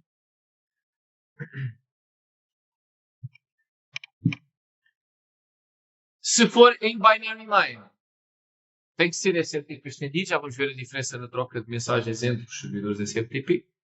O resto é tudo igual. Chega aqui e ele diz que é binário. Neste caso, Constant Transfer Encoding Binary. Ok? E depois aqui a partir da linha em branco, ele já não aparecem aqui coisas. Isto aqui, the rest of the raw PDF, isto é, não tá, isto é um Não faz parte, mas agora aqui, se vocês tentarem ver isto, vão aparecer aqueles caracteres esquisitos de linguagem mais, porque isto são bytes arbitrários. A partir desta linha branca ele começa a enviar o valor de byte que for, né? E, portanto, aquilo é o que for.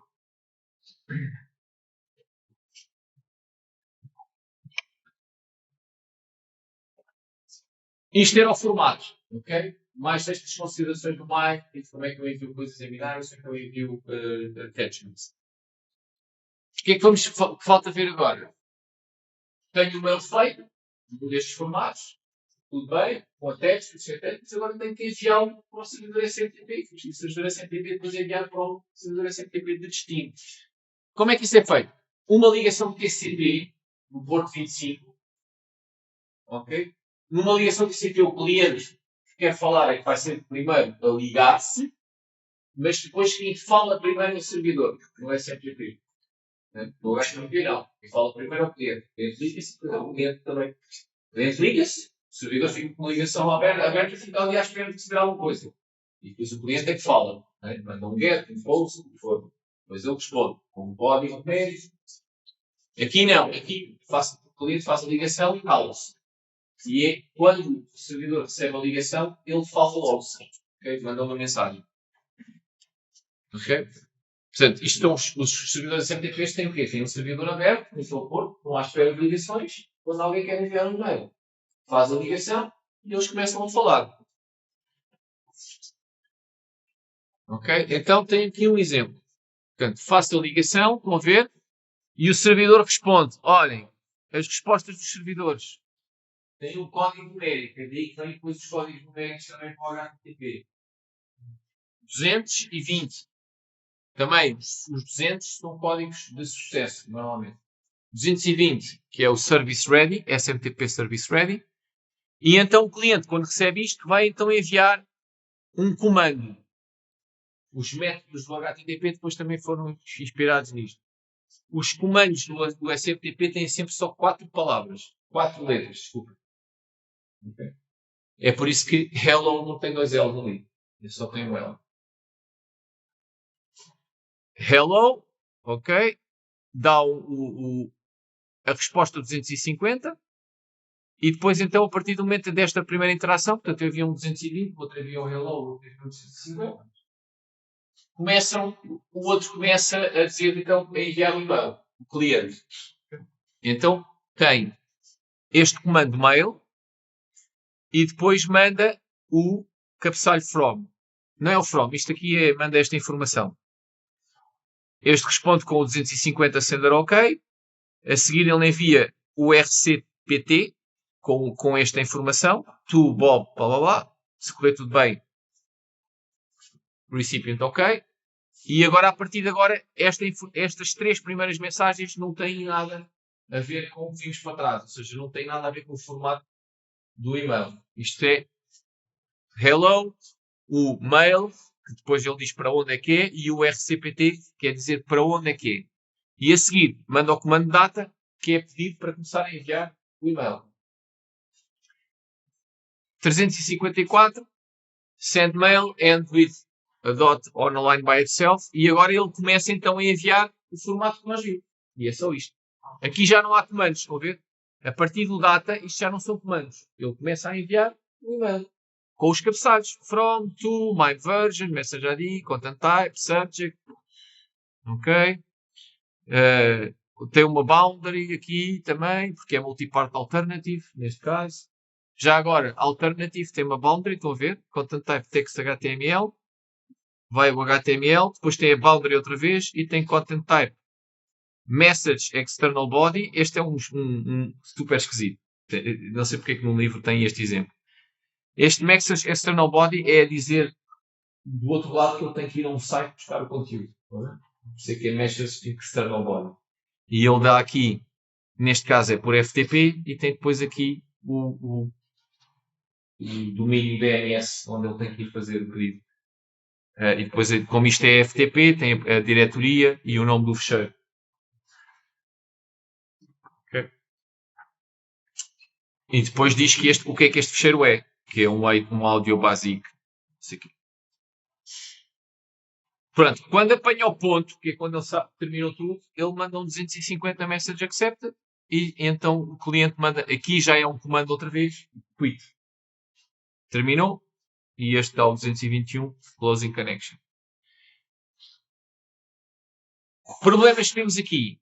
Reparem que até agora, viram aqui, ele tem aqui um sender ok, mas nada lhe garante que é mesmo esta pessoa que está a falar com ele. E o SMTP não tem isto.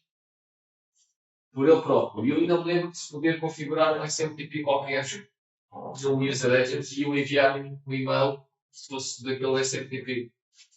Daquele domínio. Ok? No estendido, já existe autenticação, o que quer dizer que aqui, depois deste hello, ele vai mandar aqui um 250 e este vai ter que enviar um username e uma password. Isso é uma das coisas que o Extended SMTP vai introduzir. Outra coisa, se isto é uma ligação TCP, toda a gente consiga pôr um Wireshark no correio no sítio onde espaço, vê o e-mail todo, os cabeçalhos todos, etc. Portanto, o SMTP não é separado. O SMTP também pode mitigar isto. Como? E é hoje em dia quase sempre. Em vez de usar uma ligação TCP, faz uma ligação TLS. Mesmo assim, vamos ver, o meio normal que nós usamos não é seguro. Se quiséssemos segurança a sério, teríamos que usar outra coisa, depois vamos ver outras coisas, depois vamos ver na parte da segurança. Porquê? Mesmo usando TLS, o vosso servidor SMTP vê tudo. O que nós confiamos mais ou menos no servidor SMTP. Mas o servidor SMTP vê, porque só depois ele é que faz uma ligação TLS aos outros. E eventualmente, no SMTP estendido, eu também posso usar TLS entre o user agent e o SMTP. E portanto aí eventualmente já não vejo, porque o servidor já não vê. Por exemplo, se eu tiver a usar o Apple Mail, se eu usar SMTP estendido, ele quando faz esta comunicação inicial com o servidor, faz a autenticação, diz que quer usar TLS, fazem uma ligação TLS e depois quando envia esta parte já vai em TLS. Então aí já ninguém consegue ver com o Wireshark, estão a perceber? E o próprio servidor SMTP também não vê. Isso não tem que estar, por exemplo, com o Proton. Com o Proton. Com o quê? O Proton. É aquele chamado. Não, isso depois vamos ver. Tu tens implementações, tu podes enfim, o próprio email também já está separado. Mas ele não sempre saber qual é a chave. Não. Aí estás a fazer entre utilizadores. Isso tens ao Secure Mine e tens o PHP. O Secure Mine é que é o mesmo standard. Mas isso é usado mais em empresas, em que tu tens um certificado a ter no cartão ou não sei o quê. Porque hoje em dia com o TLS, enfim, o mail não está cifrado, mas durante a comunicação toda na internet está. Portanto, não é assim tão crítico. Ok, portanto aqui, se for o Extended, troca-se o H com o L, passa a ser EHLO, o Hello, e depois há aqui um envio das capacidades que o servidor tem, das estendidas, elas são a autenticação do utilizador, a utilização do TLS e o Binary Mine. São as três mais importantes. E é poder usar Binary Mine. Eu acho que tenho aqui um exemplo também com estão a ver? Client Authentication, que vai mudar ali o início da mensagem, poder usar o Binary Mine, passar a usar TLS, poder ter endereços internacionalizados, isso é só do formato do próprio endereço. E este chunking que tem a ver com o Binary Mine, que é se eu tiver um fecheiro muito, muito grande, ele poder dividir aquilo em mais do que uma mensagem. Mas normalmente isto até está os coisas nem usam muito isto. Vocês têm um tamanho máximo do attachment e ele não deixa mais que aquilo e acabou. Temos ali um exemplo com o Extended SMTP. Então, ligação, inicialmente no porto 25, depois este envia o 220, ok? Com Extended, a dizer que suporta Extended SMTP. E o cliente, então, suportas, então vou-te enviar um hello com Extended SMTP. Este responde com o tal 250. E depois agora, aqui é a tal troca das capacidades. Estão a ver? Em que ele vai dar o seu IP. Isto é para poderem fazer também a ligação TLS.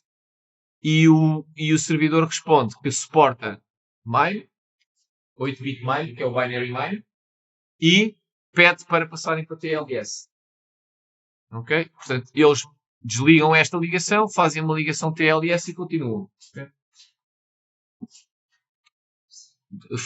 Não é desligar, desculpa lá, não é preciso desligar, tu podes fazer o handshake TLS em cima da ligação TCP. Aliás, o TLS é assim que funciona. No Quick é que não, porque o Quick não usa TCP e faz tudo junto. Mas o TLS, eu primeiro ligo no TCP, faço assim, assinar, e eventualmente podia trocar aquelas mensagens em TCP e depois fazer o handshake TLS e aquilo passar a ser cifrado. Né? Portanto, aqui eles fazem o handshake TLS e continuam a falar agora já cifrado. Normalmente o que acontece é que hoje em dia já não uso o 25. Quando eu quero ver se eu quero usar já o TLS, há outro porto que os servidores também têm aberto e eu faço logo essa ligação com esse outro porto. Client. E agora aqui é igual, estão a ver? Esta parte é igual. É exatamente igual.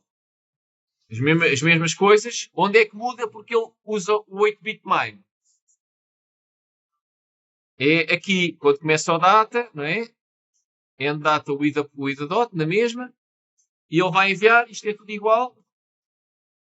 E depois aqui, quando termina com o ponto, ele vai, este server ficou aqui com espaço a mais, vai enviar o 250, ok, e depois vai enviar. O que ia variar era aqui, que ia estar em binário, a parte do body, que ia ter os bytes raw, em vez de ter codificação de base 64. Se existisse ali um fecheiro.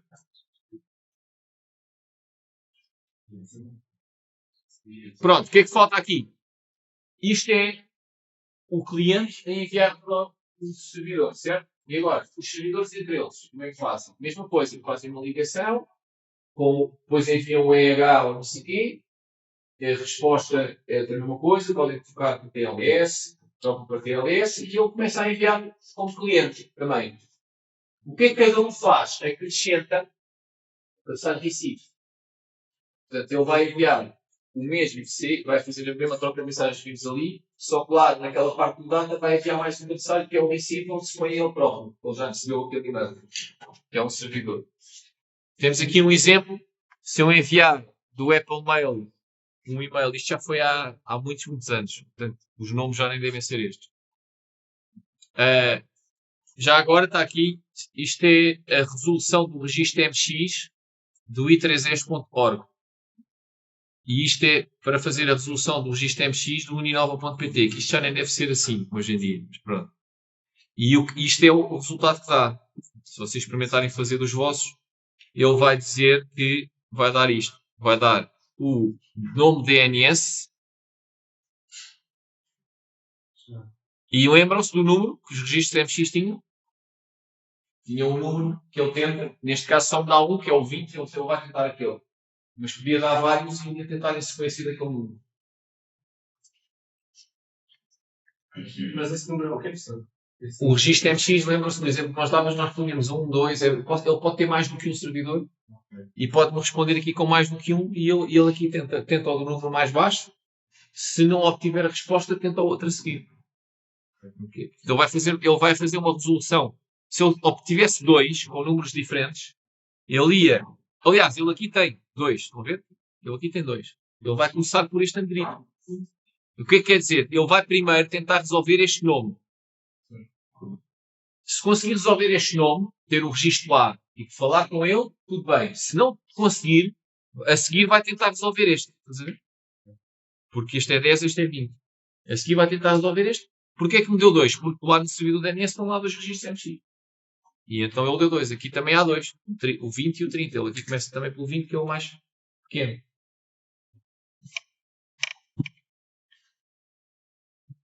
Pronto. Está configurado para fazer forward. Só para isto ter 3 opções. Estão a ver? Então, ele vai sair daqui pelo mail da FCP. Portanto, o primeiro cabeçalho recife que vai aparecer há de ser um servidor SMTP, que quando isto foi feito ainda não era o da Google. Havia um aqui. Portanto, vai aparecer um servidor SMTP da FCP. Depois aquilo vai parar ao I3S, que é o destino. Vai aparecer o cabeçalho recife do I3S. Mas como está o I3S configurado para fazer forward, ele vai enviar aquilo para o endereço do Uninova e depois vai aparecer no final um cabeçalho também do servidor SMTP do Uninova. Só deviam de aparecer 3, porque isto é on-off. Portanto, ele vai ter um receiver do meu original, onde eu entreguei, o SMTP, server. O do destino final, se houvesse no destino final, mas como esse depois faz forward a seguir, o terceiro. Vamos ver que aparecem mais. Mas o que é relevante aqui é que, mesmo aparecer mais, eles só devem aparecer relacionados àquelas 3 coisas. Portanto, eu tenho um e-mail com os cabeçalhos que já tivemos a ver, e então vamos analisar aqui os cabeçalhos received que aparecem. E cá está. Este é o primeiro, que é por onde eu saí, que havia na altura este SMTP alt da FCT. Ok? Estão a ver aqui? Aliás, falta aqui um. Por acaso falta aqui um. Falta aqui o primeiro que ele recebe. Este já é o segundo, porque este já foi recebido no I3S. Estão a ver? Portanto, este é no I3S que ele recebeu deste. Falta aqui o primeiro que ele devia ter, que é recebê-lo do cliente no SMTP. Portanto, eu apaguei aqui uma a mais. Eu tinha aqui umas coisas que eu estive a apagar ontem e apaguei aqui uma linha a mais. Portanto, o primeiro que devia estar aqui era um received. Estão a ver? Em que dizia buy só, porque não vinha de outro, era do cliente. E tinha buy e tinha logo SMTP alt FCP. Estão a ver? Porque isto era do cliente, tinha sido recebido por este. Depois, aqui, do I3S recebido por este. E agora já devia ser do Uninova recebido, aliás, já devia ser aqui, do Uninova recebido pelo I3S. Só devia dar 3. Há aqui mais. Porquê? O que é que está a acontecer? O I3S recebe neste e envia para outro servidor do próprio I3S. Porquê? Porque aqui se calhar está um filtro, estão a perceber? Tem um filtro de antivírus, tem não sei o quê, e ele recebe ali, para este que o registro MS é resolvido, e depois ele aqui dentro envia para outro, porque é a arquitetura lá deles. Ok? Portanto, ele passa em 2 máquinas aqui, por isso é que aparecem 2 servidores SMTP aqui, mas são do mesmo domínio. Se fosse logo o destino final, estão a ver, só tinha tido estas, que era a original, e depois estas que é onde eu recebo, até são 3 aqui. Estas que é onde eu recebo no destino final, porque ele tem lá 3 servidores com 3 funcionalidades diferentes. Isto foi com, olha, até mostra aqui que foi com SMTP estendido. E isto já foi para aí há uns 10 anos que este e-mail foi enviado. Depois, vai para o e-mail do Uninova. Estão a ver que também tem 2. Tem este até o próprio nome indica porque é que são 2. Tem aqui um primeiro servidor que tem o que é só um filtro de spam. Depois bloqueia o spam ali. E depois então envia para onde está a caixa de mail do utilizador. Deixa eu terminar aqui o e-mail. Já só falta a história do final. O que é que falta aqui na história? Vemos como é que eles entregam uns aos outros. Agora, isto ao servidor SMTP do destinatário, onde está a mailbox dele. Como é que eu acedo àquela mailbox? Ou tenho que usar o programa de e-mail ou uso o webmail. Em ambos os casos, se for com o webmail, estou no servidor HTTP, que em princípio não é o mesmo servidor do SMTP. Portanto, esse servidor tem que falar com o servidor do SMTP para aceder aos conteúdos da mailbox. Se for o user agent, é a mesma coisa. Também tem que falar com o servidor SMTP para... O que é que acontece aqui? Aqui não foi definido SMTP para fazer isso. O SMTP é o servidor webmail HTTP ou o user agent podem usar o SMTP para enviar um e-mail para o primeiro servidor, para o servidor de origem. No destino não, porque já não é enviar, é ir lá buscar. Então, havia um primeiro protocolo que foi feito, que é este POP3. O que era o POP3? Era um protocolo muito simples, É óbvio que o webmail, se o webmail for da mesma empresa, eles podem nem sequer usar isto. Podem ter um protocolo deles, podem fazer o que eles quiserem. É o servidor HTTP deles, o servidor SFTP deles. O POP3 o que é que fazia?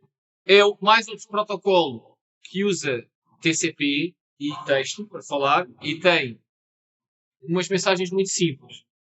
Portanto, mantém mais ou menos a filosofia do SMTP, ou seja, eu faço a ligação TCP, o servidor fala primeiro. Okay? A seguir, eu envio user e a passo.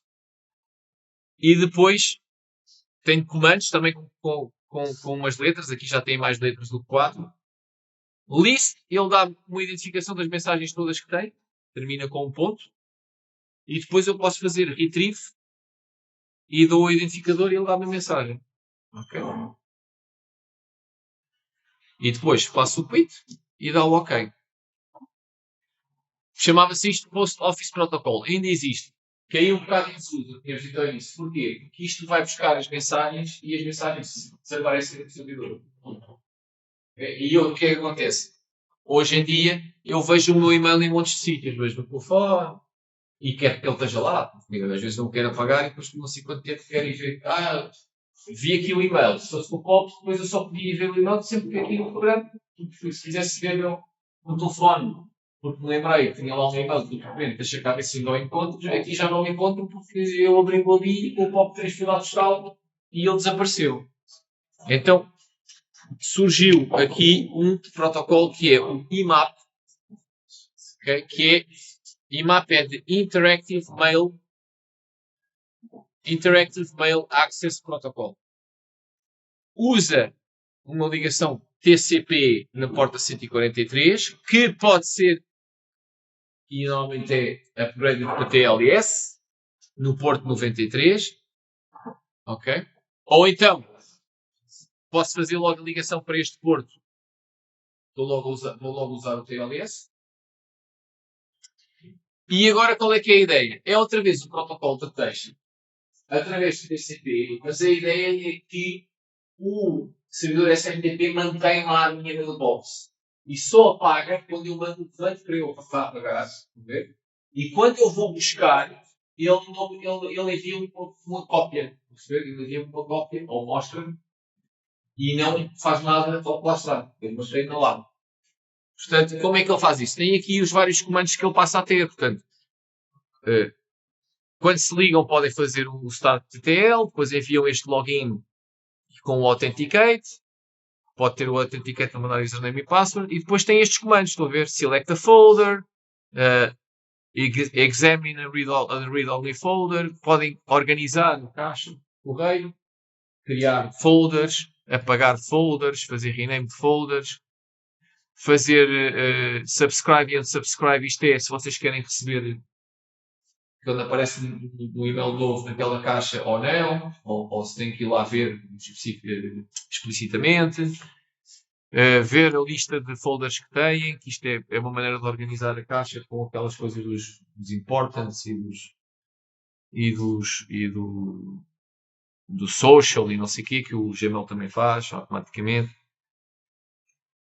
E depois então vocês vão fazer o fetch, sendo que este fetch não apaga de lá, é a diferença. Faz o fetch, ele saca as mensagens todas, por exemplo, no mail aparece lá com um pontinho que eu ainda não li. Vão ver? Quando eu carrego, aliás, quando aparece com o pontinho, ele ainda nem sequer fez o fetch. Quando aparece a lista dos e-mails, ou aparece uma notificação, ele só fez aquele list. Aliás, ele fez o list e depois, como tem o subscribe, quando aparece um e-mail novo, ele mostra-me que apareceu um e-mail novo, mas normalmente só quando eu carrego para abrir é que ele vai fazer o fetch e vai buscar mesmo os conteúdos.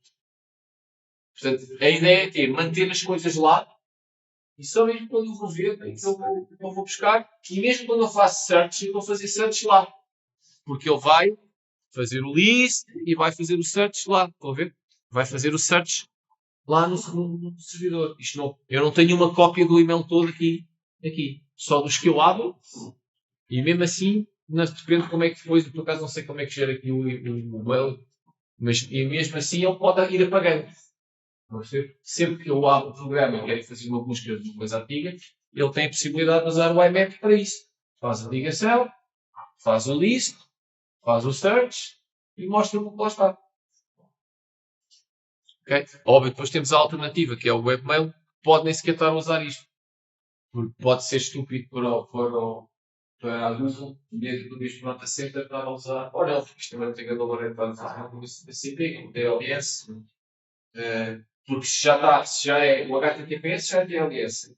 Portanto, aquilo é lá interno e eventualmente fazer como usamos a DLS.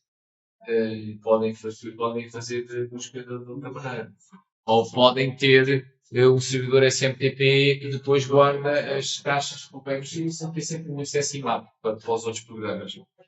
Porque senão lá até podiam tirar a mailbox do servidor SMTP e meter numa coisa qualquer da cloud do próprio cliente.